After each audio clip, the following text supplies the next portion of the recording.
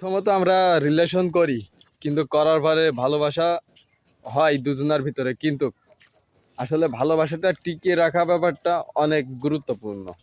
আসলে শুধু অমুকের সাথে ভালো রিলেশন করলাম, আমি ভালো সম্পর্ক আছে, এতটুকুই ভালোবাসাটা টিকে থাকে না।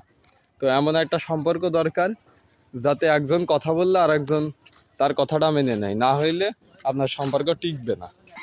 সব থেকে গুরুত্বপূর্ণ ব্যাপার হচ্ছে একজন কথা বললে আরেকজনের কথাটা মেনে নেওয়া, নির্দ্বিধায়ত মেনে নেওয়া। হয়তো তোমার কথাটা পছন্দ হচ্ছে না, কিন্তু তারপরেও কথাটা মেনে নেওয়া। যদি মেনে নিতে পারো তাহলে সম্পর্কটা টিকবে, না হলে টিকবে না।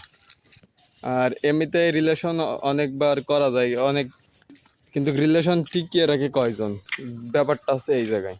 রিলেশন তো আপনি করতেই পারেন, কিন্তু রিলেশন টিকিয়ে রাখে কয়জন, এই জিনিসটা খেয়াল করবেন। আর ভিডিওটা অবশ্যই শেয়ার করে দিবেন। আমার নতুন পেজ, অবশ্যই আপনাদের সাপোর্ট দরকার। তো ধন্যবাদ।